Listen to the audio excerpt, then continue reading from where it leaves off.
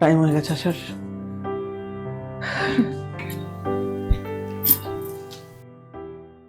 সোয়া, happy anniversary. নাটক করার জায়গা পাওনি বলো? আমাকে চিট করছো, আবার আমাকে অ্যানিভার্সারি উইশ করছো, তাও একটা থার্ড ক্লাস মেয়ের সাথে। লজ্জা লাগলো না একবারও?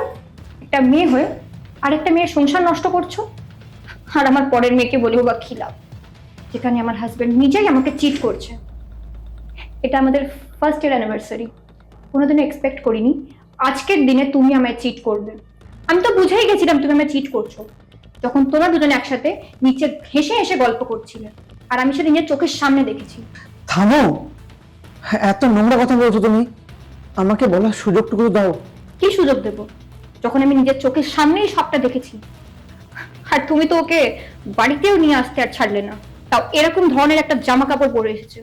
আমাকে দেখে এখন এই নাটকটা করছো যাতে আমার কোনো সন্দেহ না হয়, তাই তো?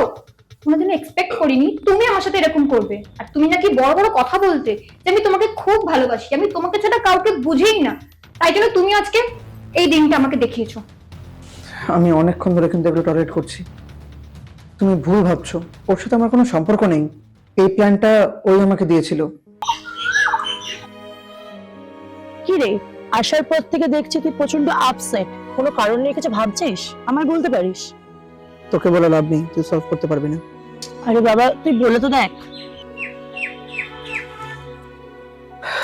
আজকে আমাদের অ্যানিভার্সারি।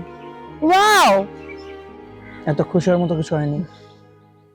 আমার 2 মাসের স্যালারি হোল্ড হয়ে আছে, ফিনান্সিয়াল অবস্থা খুবই খারাপ। আমি তো ভাবছি এবার কিচ্ছু করব না। আরে তুই কি পাগল হয়ে গেছিস? কিছুদিন পর তো স্যালারি হয়ে যাবে, আর আমি তো আছি, আমি তোকে হেল্প করব। তুই জানিস এই একটা দিন একটা মেয়ের কাছে কতটা ইম্পর্টেন্ট। তুই চিন্তা করিস না, আমি তো আছি, একদম চিন্তা করিস না। তুই ঠিক বলছিস। একদম থ্যাংক ইউ। ঠিক আছে, আমি তো তোর বন্ধু, আমি সাহায্য করবো না তো কে করবে? ভাগ্যিস তোমার একটা বন্ধু পেয়েছিলাম, না হলে ও আজকে সত্যি অনেক আপসেট হয়ে যেত। ঠিক বলেছিস তো একদম। একদম।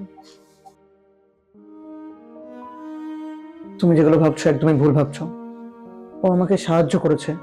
এই মুহূর্তে আমার ফাইন্যান্সিয়াল কন্ডিশন খুবই খারাপ, আর আমি তো ভাবছিলাম এসব কিছু করবোই না, কিন্তু ও আমাকে বললো যে একটা মেয়ের কাছে এই দিনটা অনেক মেমোরেবল একটা দিন হয়। তাই জন্য আমিও না বলতে পারলাম না। আর যে গিফটগুলো কিনেছি না, তবে কিন্তু ওর পয়সায়, ওই আমাকে ধার দিয়েছে। এইগুলো শোনার পরও যদি তোমার মনে হয় যে আমার আর ওর মধ্যে কোনো নোংরা সম্পর্ক আছে, তাহলে তুমি তোমার ডিসিশনে ঠিক থাকতে পারো। হ্যাঁ, ও ঠিকই বলছে, এসব কিচ্ছু নেই আমাদের মধ্যে। সরি কিংশু, আমি বুঝতে পারিনি যে তুমি আমার জন্যই এত কিছু করেছো।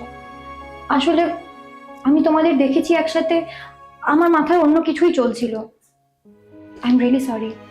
হ্যাঁ, আমি বুঝতে পেরেছি। ইভেন তোমার জায়গায় যদি আমি থাকতাম, আমারও ফার্স্টে মাথা গরম হয়ে যেত, আর আমার মনে হয় সন্দেহটাই প্রথমে আসতো। কিন্তু আমার ওর মধ্যে এরকম কিচ্ছু নেই, খুব ভালো বান্ধবী হয় আমার। সরি। It's okay. আমার গিফটগুলো দেবে না? Happy anniversary. Happy anniversary. বাহ, গিফটটা তো খুব সুন্দর। Thank you. Sorry. It's okay.